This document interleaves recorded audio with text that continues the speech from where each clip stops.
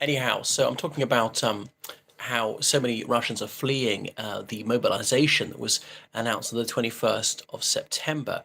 Remember, about a week before that, Putin said he's calling up 167,000 reservists, and most of them really were reservists.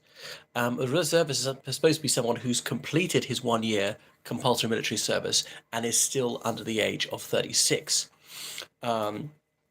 Should be still physically fit, not have any medical condition, temporary or permanent, which would prevent him from performing military service. There are various people, categories of people who are exempt from that.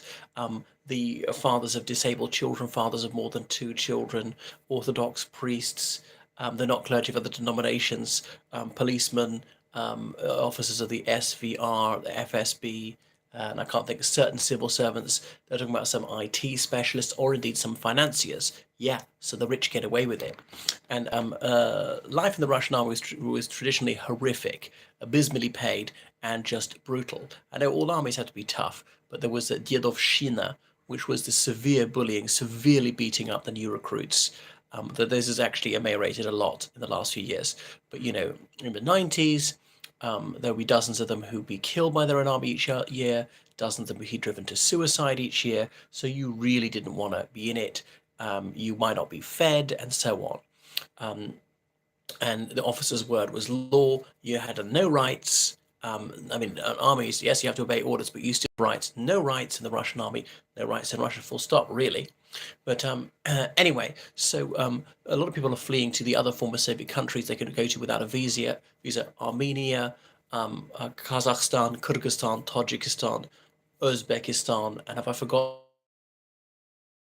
No point, because it's effectively an extension of Russia.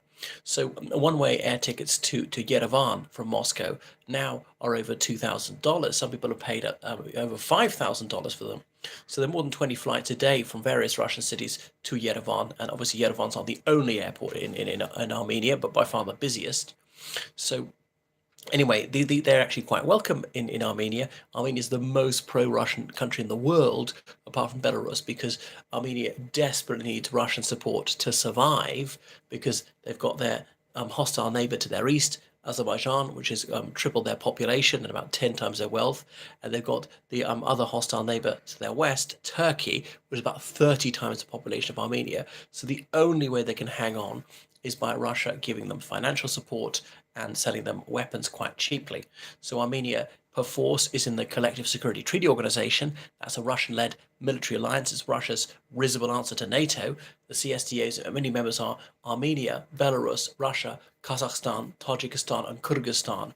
Now, Russia provides about 80% of the manpower, 90% of the heavy weapons, and so on.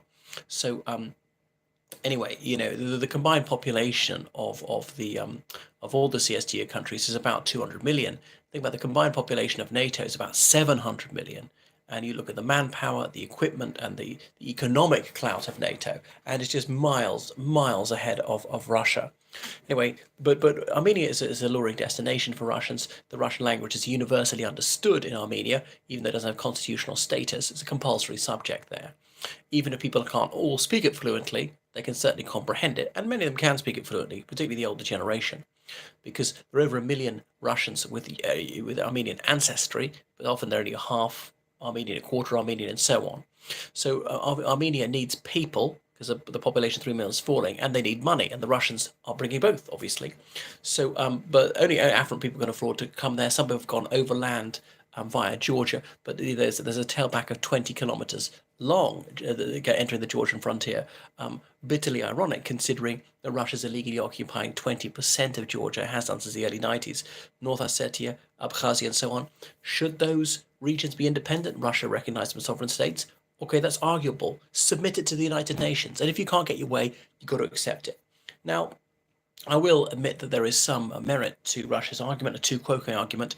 What about Kosovo? What about Montenegro, formerly part of the Federal Republic of Yugoslavia, and they held referendums, and that was sort of sponsored by the EU and NATO countries, and they got what they wanted, and they're recognized by most other countries, not by Russia notably, nor indeed by Serbia, but that was unfair. But they've been admitted to the United Nations. Maybe it was wrong, but it has happened, and it has been recognized by the international community, and that's the litmus test. And international law is all about recognition.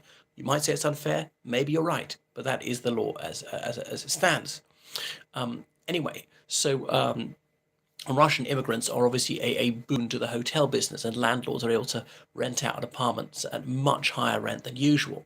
In March this year alone, rents rose 20% year on year. Now, admittedly, 2021 was a rather lean year for rental property and indeed the whole hotel business. But this has sparked some resentment at Armenians who now rank as being priced out of their own capital. So some Russian immigrants have established bars, restaurants, and schools. Though strictly speaking, they actually don't have the right to work in Armenia, but maybe that's being laxly enforced. When they're setting up schools, they plan to stay for quite a long time. So some people have come who can work remotely as IT specialists, accountants, translators, and so or a farm labourer, a cleaner, something like that, can't move so easily.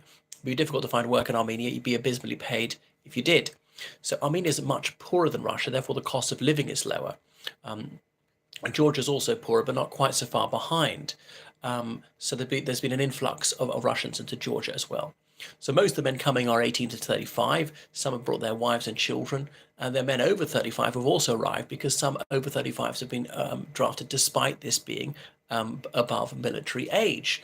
And Putin has called for volunteers all the way up to the age of 60, which shows how desperate they are, scraping the bottom of the barrel. Now, his attempted mobilization shouldn't be poo-pooed totally. They call for volunteers. They claim to have had over 10,000 volunteers. I don't believe that statistic. I don't believe any data from the Kremlin, but nevertheless, they will have had a few. And they're offering salaries of over $4,000 a month, which is more than triple the average salary in Russia.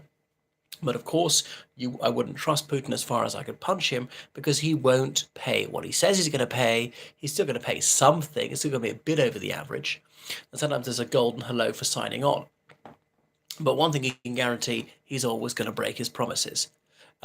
Anyway, immigration to Russia had almost come to a stop into Armenia before September 2022. Yeah, there was a big rush of people in March 2022. Then it seemed, mobilization is not going to happen. So it calmed down. Remember Victory Day? That was the 9th of May this year. There was speculation, was Putin going to declare war? Was he going to proclaim a mobilization? But he didn't. The war was still going reasonably well for Russia at that point. It was just over 2 months in. But anyway, since September the 21st, over 30,000 Russians have entered Georgia, overwhelmingly young men. And my statistics are slightly out of date. Over 100,000 have entered Kazakhstan. Now, some have stayed in Kazakhstan, others have gone on overland to Tajikistan, Kyrgyzstan, Uzbekistan. So January to June this year, 372,000 Russians entered Armenia, compared with 156,000 in the same time last year. Now, that's partially consequent on COVID. Despite there being no legal restrictions, people were less inclined to travel around. Now, some of the Russians who came in the first half of this year came from ordinary holidays and have then gone home, or they're Russian Armenians on a family visit, the kind of thing.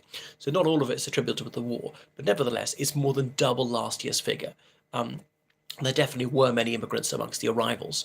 Now, some Russians are using Armenia as a transit point to change planes and fly on to other destinations, because I think it's 36 countries have banned Russian and Belarusian airlines. So Russians are flying abroad via Armenia, via Turkey, crossing the border overland to Finland, flying on from there, things like that.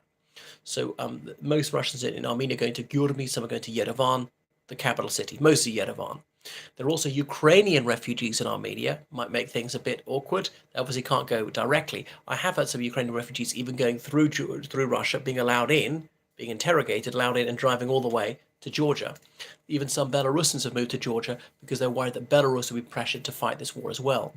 But in some ways, it's rosy news for Armenia, and my God, they need it when they're being attacked by Azerbaijan from time to time. The European Bank of Reconstruction and Development said on September 28th that Armenia's growth in this year will be 8% and not 4.5% as once predicted. So the GDP expanded 13% in quarter one and quarter two combined this year.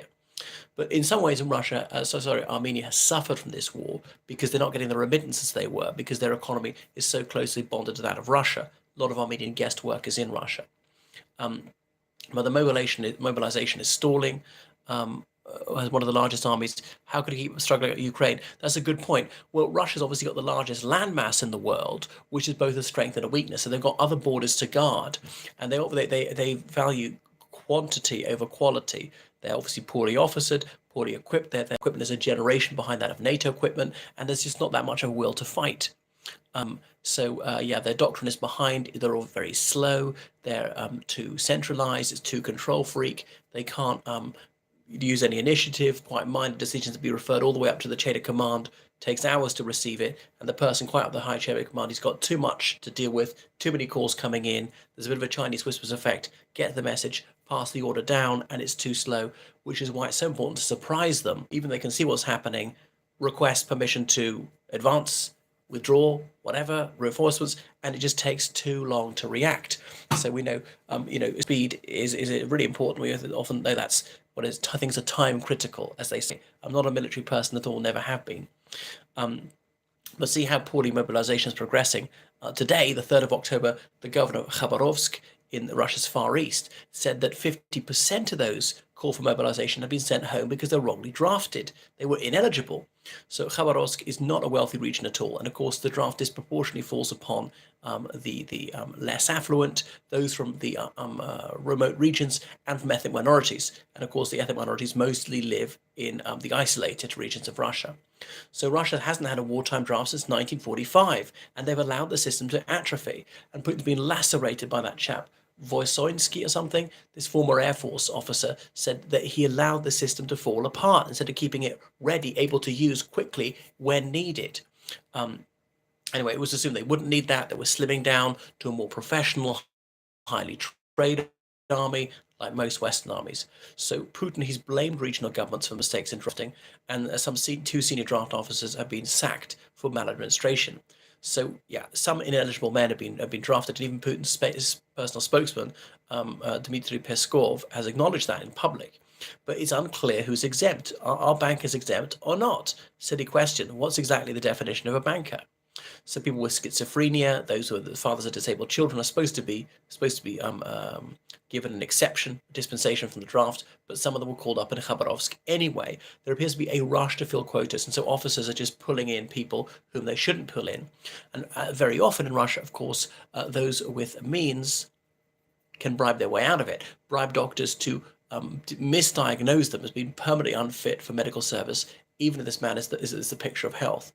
So anyway, he's patently reluctant to introduce the draft because he knew there'd be such an adverse public reaction. But those people protesting against the draft or fleeing the draft are often against the draft, not against the war themselves. They're chicken hawks. They want the war to be fought in some cases. They just don't want to do the fighting for themselves. Or willing for there to be draft, but think that ineligible men shouldn't be drafted. Anyway, so there are difficulties with mobilization, but these shouldn't be overstated. As I say, some of them already reached the battlefront. But of the sort of 15 million men in Russia who would be eligible, roughly 15 million age 18 to 35, something like 3% have already been drafted, and something like another 3% have already fled the country between the March efflux and the current efflux. Obviously, the data is still a bit behind. So, which would leave something like 94% of them still there. Now, more will flee, but they're not all going to flee. Those who are most inclined to flee or have the most money to get out of the country, they've already gone. So I think it will slow down, and he might close the borders to men of military age or require you to get permission from your local draft office to leave the country, and so on. He might pressurize some of the former Soviet states like Kyrgyzstan, Tajikistan, return some of these people, we want to draft them. Even Kazakhstan said, protect these people. Would they give in? They've had some spat with Russia lately. Russia can't really threaten them militarily because they're so busy in Ukraine. They could in the long term. Armenia will do whatever it has to keep Russia sweet. Belarus would certainly cooperate. So they might be able to get some of the emigres back. So you want to go beyond Putin's reach. Georgia has given into the threats a bit in this war. But if you go further, if you go to Turkey or somewhere outside the former Soviet sphere, you're probably safe. Right, thank you so much, and make sure you subscribe on Patreon, donate on PayPal, georgecallahan79@gmail.com. Toodaloo.